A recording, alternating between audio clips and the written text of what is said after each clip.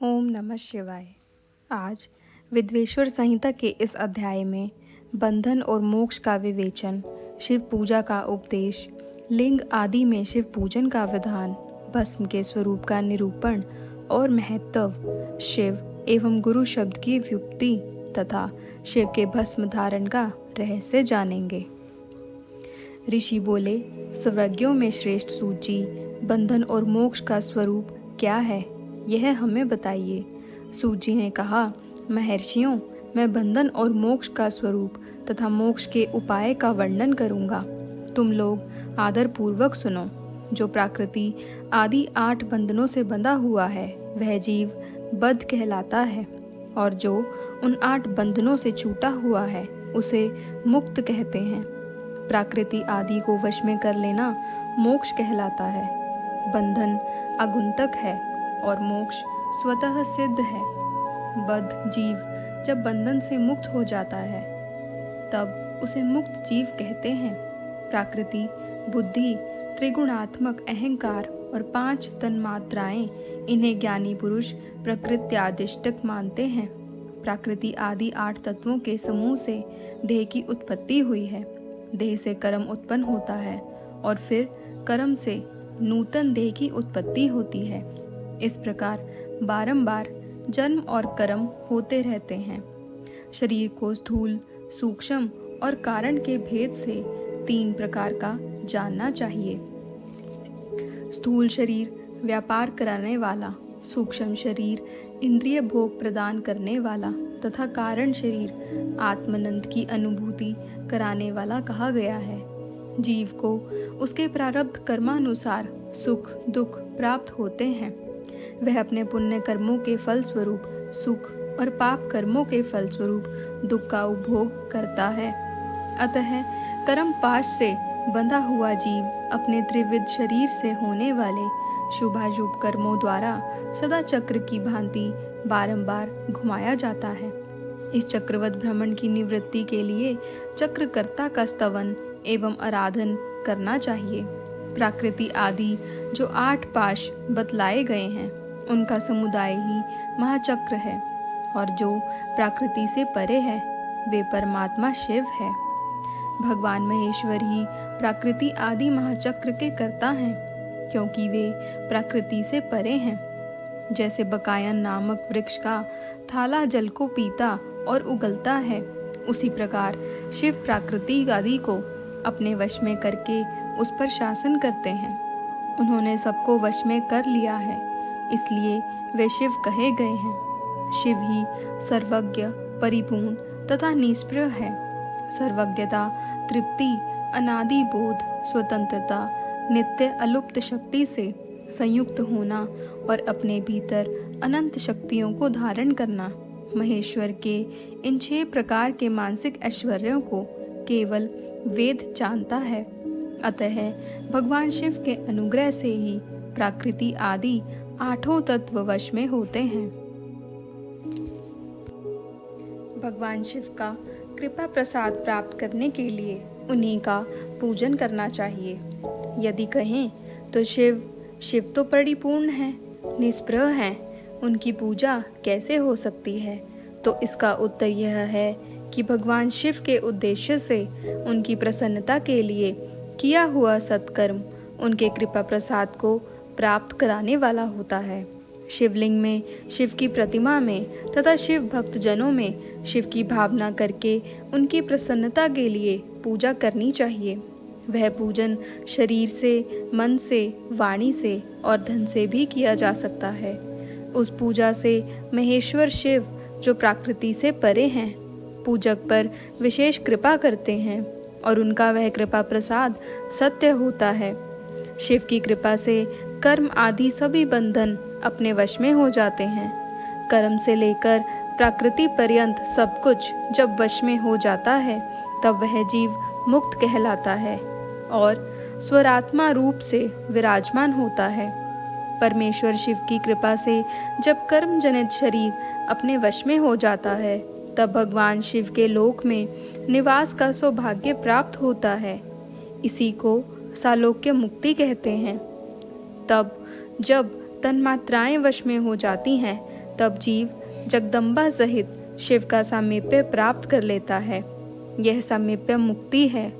सबके उसके आयुध आदि और क्रिया आदि सब कुछ भगवान शिव के समान हो जाते हैं। भगवान का महाप्रसाद प्राप्त होने पर बुद्धि भी वश में हो जाती है। बुद्धि प्रकृति का कार्य है। उसका वश में होना साश्रिटी मुक्ति कहा गया है। पुनः भगवान का महान अनुग्रह प्राप्त होने पर प्रकृति वश में हो जाएगी। उस समय भगवान शिव का मानसिक ऐश्वर्य बिना यत्न के ही प्राप्त हो जाएगा। सर्वज्ञता और तृप्ति आदि जो शिव के ऐश्वर्य हैं, उन्हें पाकर मुक्त पुरुष अपने आत्मा में ही विराजमान होता है। वेद और शास्त्रों में विश्वास रखने वाले विद्वान पुरुष इसी को सायुज्य मुक्ति कहते हैं। इस प्रकार लिंग आदि में शिव की पूजा करने से क्रमशः मुक्ति स्वतः प्राप्त हो जाती है। इसलिए शिव का कृपा प्रसाद प्राप्त करने के लिए तत्संबंधी क्रिया आदि के द्वारा उन्हीं का पूजन करना चाहिए। शिव क्रिया, शिव तप, शिव मंत्र जप, शिव ज्ञान और शिव ध्यान के लिए सदा उत्तरोत्तर अभ्यास पढ़ना चाहिए, बढ़ाना चाहिए। प्रतिदिन प्रातः काल से रात को सोते समय तक और जन्म काल से लेकर मृत्यु पर्यंत सारा समय भगवान शिव के चिंतन में ही बिताना चाहिए। सद्योजादादि मंत्रों तथा नाना प्रकार के पुष्पों से जो शिव की पूजा करता है वह शिव को प्राप्त होगा। ऋषि बोले, उत्तम व्रत का पालन करने वाले सूत जी, लिंग आदि में शिव जी की पूजा का क्या विधान है, यह हमें बताइए। सूत जी ने कहा, द्विजों, मैं लिंग को क्रम का यथावन वर्णन कर रहा हूँ, तुम सब लोग सुनो। वह प्रणव ही समस्त अभीष्ट वस्तुओं को देने वाला प्रथम लिंग है। उसे सूक्ष्म प्रणव रूप समझो। सूक्ष्म लिंग निष्कल होता है और स्थूल लिंग सकल। पंचाक्षर मंत्र को ही स्थूल लिंग कहते हैं। उन दोनों प्रकार के लिंगों को पूजन तब कहलाता है। वे दोनों ही लिंग साक्षात मोक्ष देने वाले हैं। पौरुष लिंग और प्राकृतिक लिंग के रूप में बहुत से लिंग हैं। उन्हें भगवान शिव ही विस्तार पूर्वक बता सकते हैं, दूसरा कोई नहीं जानता। पृथ्वी के विकारभूत जो लिंग ज्ञात हैं, उनको मैं तुम्हें बता रहा हूँ। उनमें स्वयंभू लिंग प्रथम है, दूसरा बिंदु लिंग, तीसरा प्रतिष्ठित लिंग, चौथा चरलिंग और पांचवा गुरुलिंग है। देवर्षियों की तपस्या से संतुष्ट हो उनके समीप प्रकट होने के लिए पृथ्वी के अंतर्गत बीज रूप से व्याप्त हुए भगवान शिव वृक्षों के अंकुर की भांति भूमि को भेद कर नादलिंग के रूप में व्यक्त हो जाते हैं। वे स्वतः व्यक्त हुए शिव ही स्वयं प्रकट होने के कारण स्वयंभू नाम धारण करते हैं।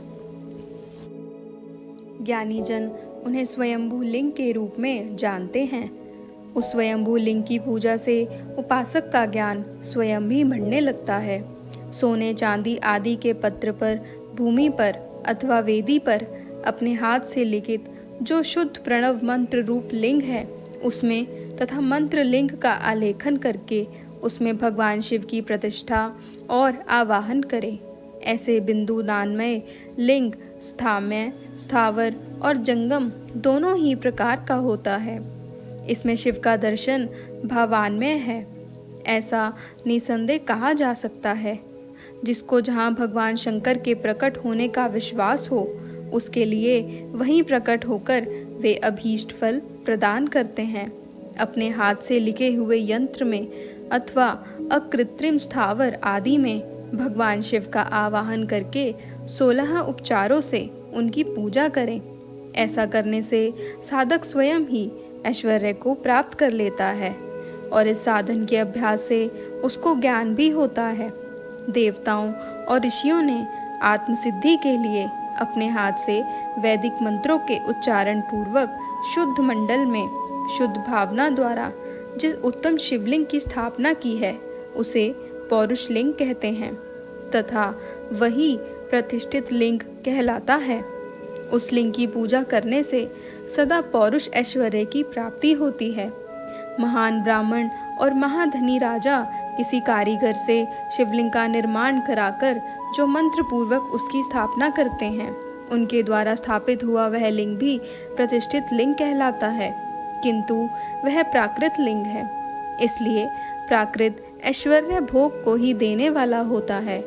जो शक्तिशाली और नित्य होता है उसे पौरुष कहते हैं, तथा जो दुर्बल और अनित्य होता है वह प्राकृत होता है।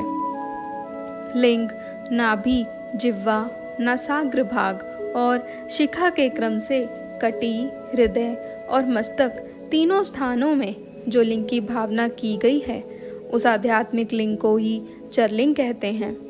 पर्वत को पौरुष लिंग बताया गया है और भूतल को विद्वान पुरुष प्राकृत लिंग मानते हैं।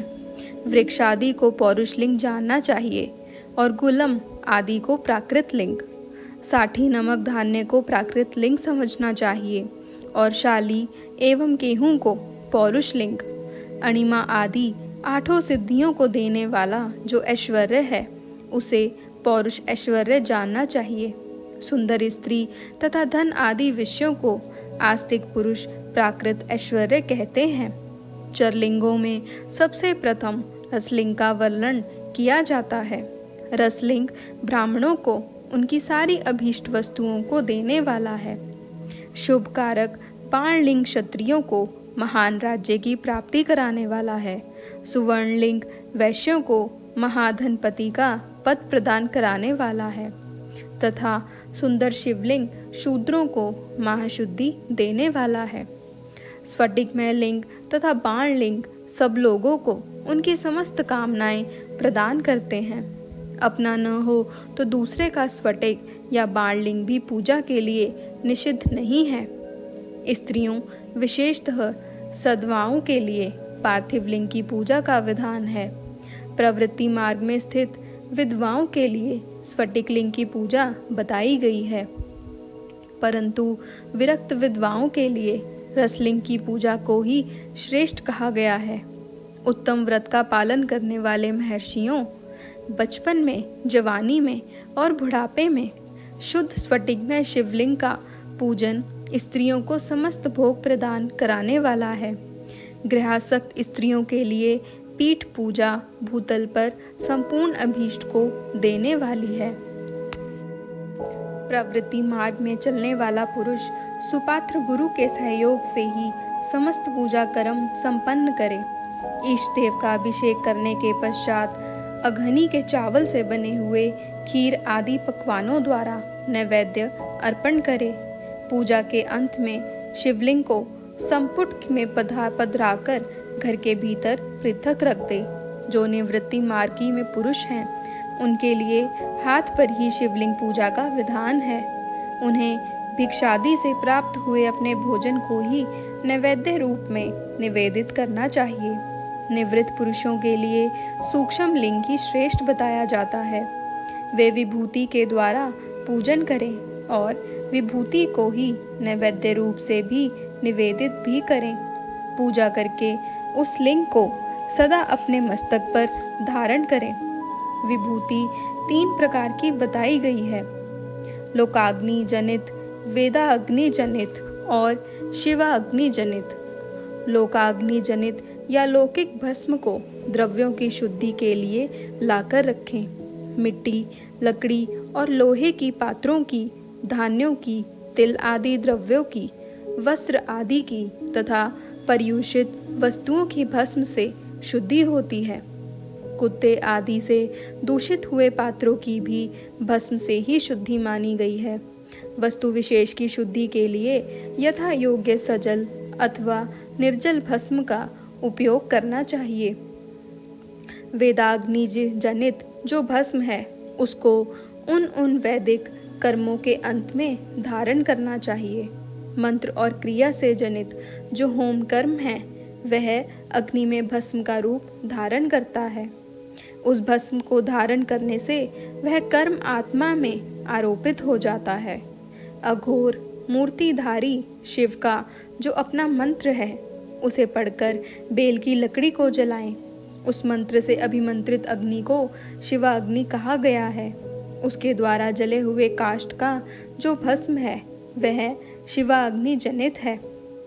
कपिला गाय के गोबर अथवा गाय मात्र के गोबर को तथा शमी, पीपल, फलाश, बड़, अमलतास और बेर इनकी लकड़ियों को शिवाग्नि से जलाएं।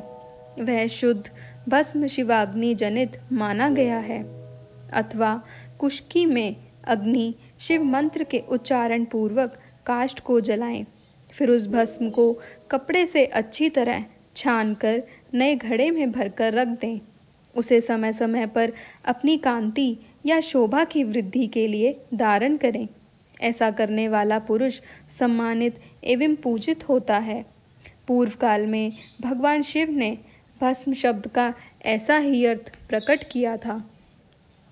जैसे राजा अपने राज्य में सारभूत कर को ग्रहण करता है, जैसे मनुष्य सस्य आदि को जलाकर उसका सार ग्रहण करता है, जैसे जठरानल नाना प्रकार के भक्ष्य, भोज्य आदि पदार्थों को भारी मात्रा में ग्रहण करके जलाकर सारतर वस्तु ग्रहण करता और उस सारतर वस्तु से स्वदेह का पोषण करता है, उसी प्रकार प्रपंचकर्ता परमेश्वर शिव ने भी अपने में अधेय रूप से विद्यमान प्रपंच को जलाकर भस्म रूप से उसके सार तत्व को ग्रहण किया है। प्रपंच को दग्ध करके शिव ने उसके भस्म को अपने शरीर में लगाया है। राख, भभूत पोतने के बहाने जगत के सार को ही ग्रहण किया है। अपने शरीर में अपने लिए रत्न स्वरूप भस्म को इस प्रकार स्थापित किया है। आकाश के सार तत्व से केश, वायु के सार तत्व से मुख, अग्नि के सार तत्व से हृदय, जल के सार तत्व से कटी भाग और पृथ्वी के सार तत्व से घुटने को धारण किया है। इसी तरह उनके सारे अंग विभिन्न वस्तुओं के सार रूप हैं। महेश्वर ने अपने ललाट में तिलक रूप से जो त्रिपुंड्र धारण किया है वह ब्रह्मा, विष्णु और रुद्र का सार तत्व है। वे सब इन वस्तुओं को जगत के अभ्युदय हेतु मानते हैं। इन भगवान शिव ने ही प्रपंच के सार सर्वस्व को अपने वश में किया है। अतः इन्हें अपने वश में करने वाला दूसरा कोई नहीं है। जैसे समस्त मृगों का हिंसक मृग सिंह कहलाता है और उसकी हिंसा करने वाला दूसरा कोई मृग नहीं है, अतएव उसे सिंह कहा गया है।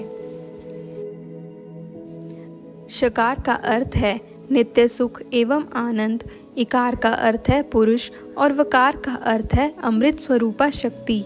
इन सब का सम्मिलित स्वरूप ही शिव कहलाता है।